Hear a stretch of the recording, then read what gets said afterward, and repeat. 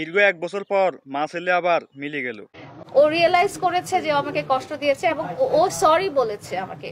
ও আমাকে মাসুদ ভাইয়ার সামনে সরি বলেছে। মাসুদ ভাইয়ের সামনে না, আমি এখনো বলছি, আমি যদি আমার কোনো কথায় বা আমার কোনো কাজকর্ম যদি লায়লা কষ্ট পেয়ে থাকে, আমি লায়লার কাছে।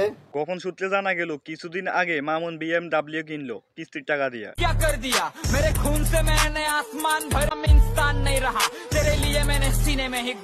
এখন কিস্তির টাকা পরিশোধ করতে পারে না, তাই আবার লায়লার কাছে চলে এসেছে।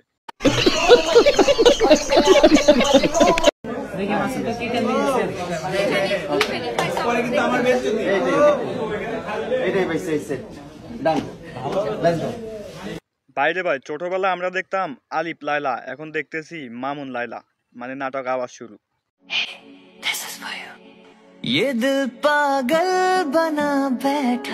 দেখলেন কত সুন্দর মা ছেলের ভালোবাসা, মা ছেলের চুল আঁচড়ায় দিতেছে। লায়লা আপু, আপনি কি দেখে প্রিন্স মামুন ভাইয়ের প্রেমে পড়েছিলেন? প্রিন্স মামুন ভাইয়া হচ্ছে একজন খুব ভালো মানুষ।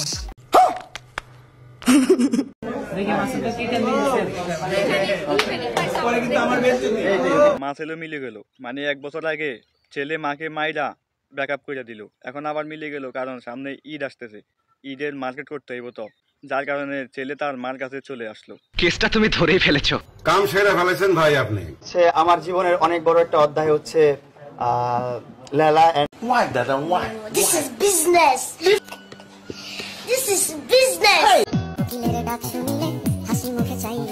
বাইরে ভাই, দীর্ঘ 1 বছর শান্তিতে ছিলাম, মানে এদের নাটক দেখতে হয় না। আমি মনে করছিলাম এদের নাটক শেষ, আর কখনো হবে না। এখন দেখি নাটক আবার শুরু হয়ে গেছে, মানে এখন নাটকের পর্ব নাম হইলো মা ছেলে মিলে গেছে। আপু, যদি সামনেও প্রিন্স মামুনের সাথে আপনার আবার ঝামেলা হয়, সেক্ষেত্রে আপনি কি সিদ্ধান্ত নেবেন? আর আমার ধারণা যে মামুন আর এরকম কোনো কিছু করবে না যার জন্য আমার কোনো সিদ্ধান্ত নিতে হবে। মানে মামুনের কিস্তির টাকা পরিশোধ করতে পারে না, কিছুদিন আগে একটা BMW কিনছে, এখন কিস্তির টাকা পরিশোধ করতে মার কাছে ছেলে চলে এসেছে। অবশেষে মিলে গেল লায়লা মামুন, এবার আপনাদের ফিলিংস কি বলে? মানে এদের নাটক দেখতে দেখতে এখন আমাদের অবস্থা খারাপ হয়ে যাবে ভাই। জীবনে ভুল করলে ফেসবুক খুলে করছি, আর জীবনে সবচেয়ে বড় ভুল করছি মোবাইল কিনে। নিঃসন্দেহে তুই ঠিক কথা বলেছিস। এখনো মামলাগুলো চলমান আছে, এই মামলাগুলো নিয়ে হচ্ছে আমাদের কথাবার্তা আবার নতুন করে শুরু করা। বাইরে ভাই, এটা বাংলাদেশ বলে কথা, সাংবাদিকদের অবস্থা দেখছেন নি? কতগুলো ক্যামেরা, এতগুলো ক্যামেরা মনে হয় MP মন্ত্রীর সংবাদ সম্মেলন হয় না। মানে দিন শেষে বাংলাদেশের মিডিয়ারা সবই হইলো ভিউজ পাওয়ার ধান্দা। মানে এরকম একটা সাপ্লি টিকটকার, মানে নোংরামি করে, মা ছেলে 2 দিন পর পর নাটক করে, আবার কিলাকিলি করে। এদেরকে ইন্টারভিউ নেওয়ার জন্য ক্যামেরার অভাব দেখছেন নি?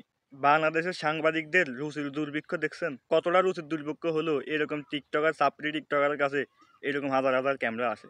তোর মাথা নষ্ট। কথা কি ক্লিয়ার না ভেজাল আছে? ক্লিয়ার।